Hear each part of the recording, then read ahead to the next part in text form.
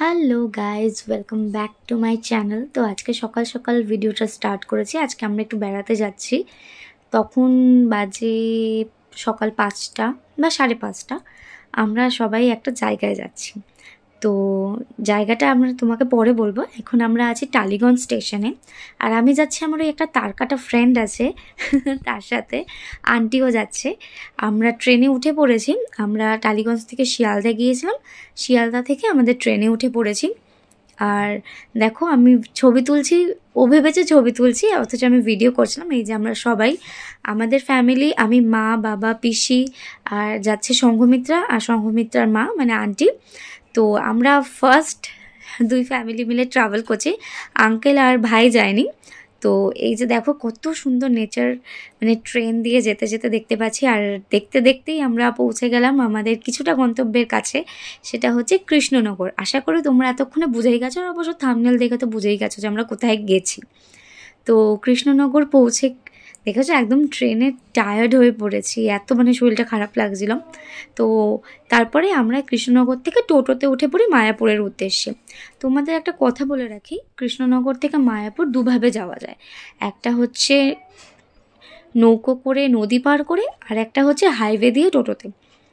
তো আমরা যেহেতু পিসির পায়ে ব্যথা, তার জন্য আমরা এই টোটোতে ডিরেক্টটাই চুজ করেছিলাম। কিন্তু এটাতেও সমস্যা হচ্ছে যে ওরা প্রচণ্ড ভাড়া চায়। তো বার্গেন করে করে যে যতটা কমাতে পারবে, কারণ আমাদের কাছে সবার ফার্স্টে চেয়েছিল 80 টাকা, তারপরে আমরা 50-এ গেছি। কিন্তু আমরা ওখানে গিয়ে জানতে পারি এর থেকেও কমে গেছে। কিন্তু ঠিক আছে, যার যেরকম সামর্থ্য সেই অনুযায়ী দিয়ে যাবে, কিন্তু ওরা অতিরিক্ত ভাড়া চায়। তো দেখতে দেখতে পৌঁছে গিয়েছিলাম মায়াপুর, স্বপ্নের জায়গা, যেটা খুবই সুন্দর।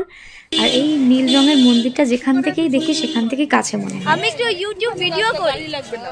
হ্যাঁ এই তো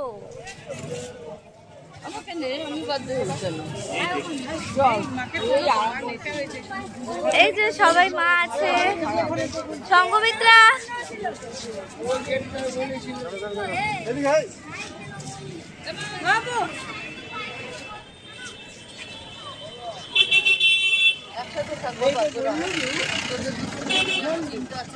একটু ভালোভাবে সবাইকে নি। এটা পিসি, আন্টি, বাবা। ইয়েস, রাতেও সুন্দর আছে। পৌঁছে গেছিলাম দিনের বেলায়, একটু রেস্ট নিয়ে। সেদিন ছিল একাদশী। তো একাদশী প্রসাদ গ্রহণ করে আমরা একটু টায়ার্ডই হয়ে পড়েছিলাম, তার জন্য আর মাঝখানে কোনো ভিডিও না করে সন্ধেবেলা একেবারে সেজে গুজে মন্দিরের উদ্দেশ্যে রওনা দিয়েছিলাম।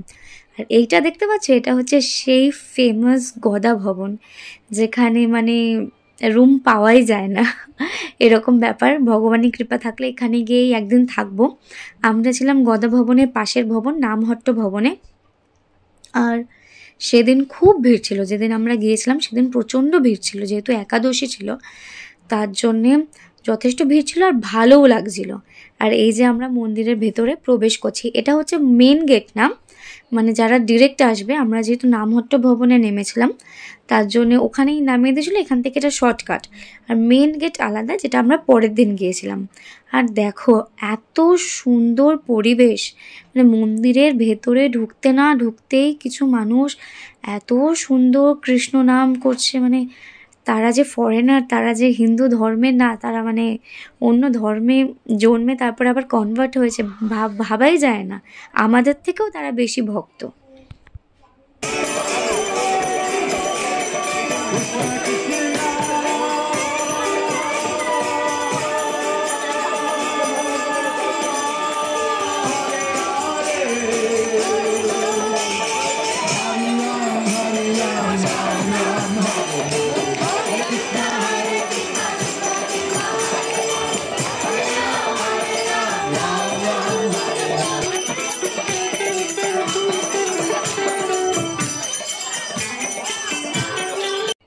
কীর্তন শোনার পরে দেখলাম এখানে এটিএমও আছে, টাকা তুলিনি, আগে থেকেই নিয়ে গিয়েছিলাম।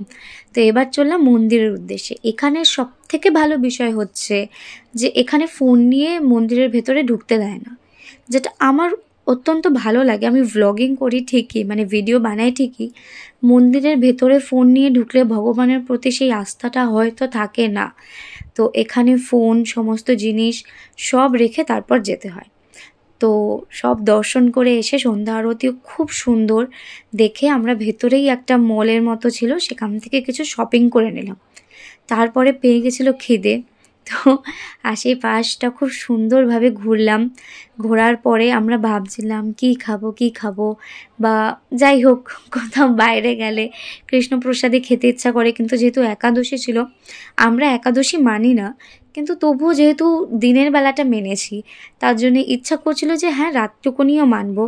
আর এদিকে আমার বান্ধবী গেছিল হারিয়ে, ওকে খুঁজে খুঁজে খুঁজে খুঁজে খুঁজে পেলাম, মানে আমরা আলাদা হয়ে গেছিলাম আন্টি আর ও। তারপরে খুঁজে পেয়েছি, তারপরে গেছিলাম গোবিন্দ দাসে, যে একাদশীর কিছু যদি পাই।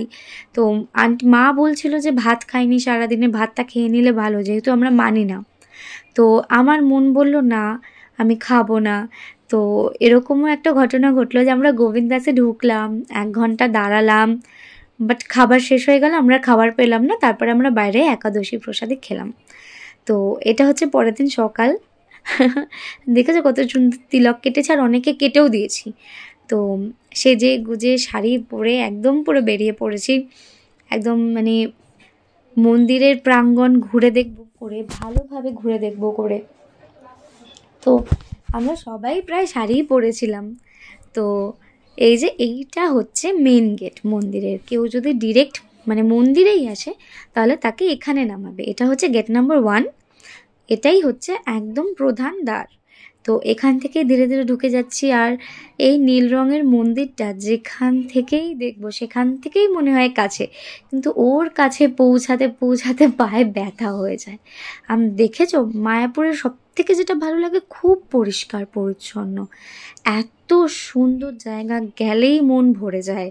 তো এখানে আমরা কিছু ছবি তুললাম, আমাদের তো কাজই এই ছবি তোলা।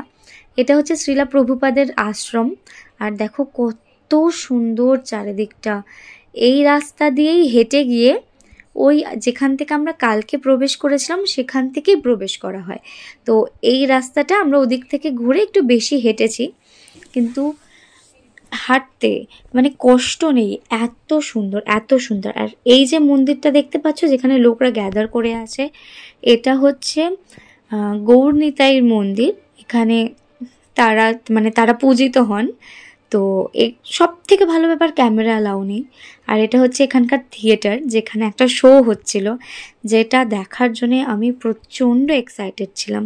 এটা আমাদের ওই কাইন্ড অফ যে বিড়লা প্ল্যানেটোরিয়াম আছে সেরকমের মতো, এখানে শুধু ঠাকুরের জিনিস দেখায়।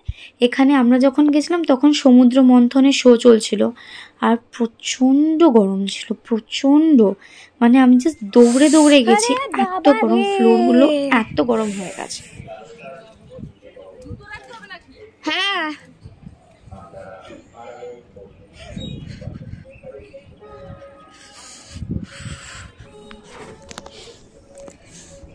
বাইরে যতটা না গরম ছিল ভেতরটাতে তত ঠান্ডা ছিল, মানে ভেতরে ঢুকে একদম মন শান্ত হয়ে গেছে। কিন্তু এটা মানে শরীরের জন্য ভালো না, বাইরে অতিরিক্ত গরম, হঠাৎ করে ঠান্ডায় ঢুকলাম আবার গরমে বেরিয়ে যাব, মানে বাইরে এতটাই গরম যে ঘামা বন্ধ হচ্ছিল না।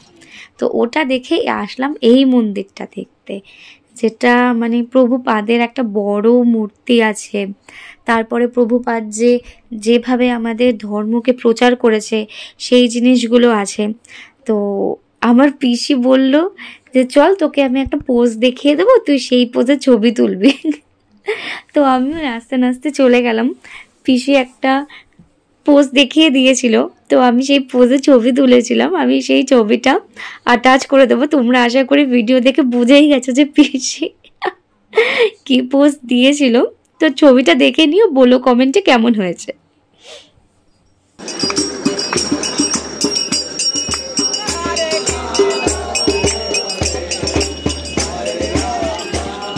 বিকেলে এবারে আমি মায়ের শাড়ি পরেছি, মা আমার শাড়ি পরেছে।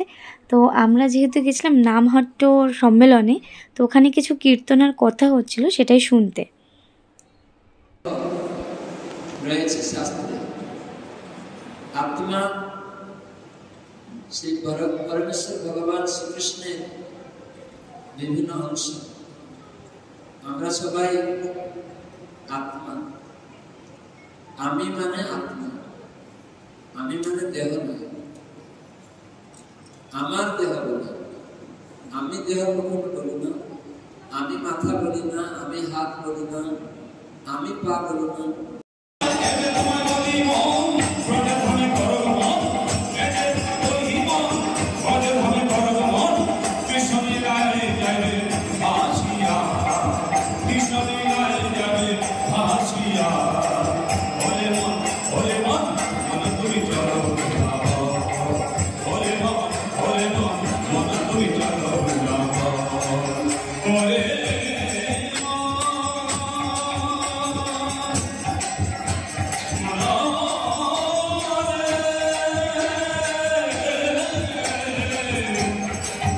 দুটো দিন কিভাবে কেটে গেল বুঝতেই পারলাম না।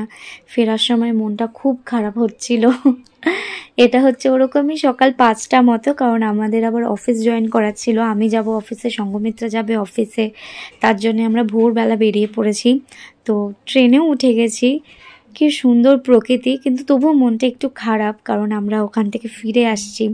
যেখানেই যাই ফেরার সময় মনটা একটু খারাপই হয়, কিন্তু কি করব, গতানুগতিক জীবনে তো ফিরতেই হবে। তো তার জন্যই আর কি মনে কষ্ট চেপে আবার অফিস যেতে হবে। আর এটা হচ্ছে আমার মামা বাড়ি। ইয়েস, এটা আমার মামা বাড়ির স্টেশন। আমার মনটা খারাপ হয়ে যায় যতবারই এখানে আসি, নামতে পারলাম না। তো যাই হোক, তোমরা ভালো থেকো। ভিডিও ভালো লাগলে লাইক কমেন্ট শেয়ার করে দিও। হরে কৃষ্ণ লিখো কমেন্টে। টাটা।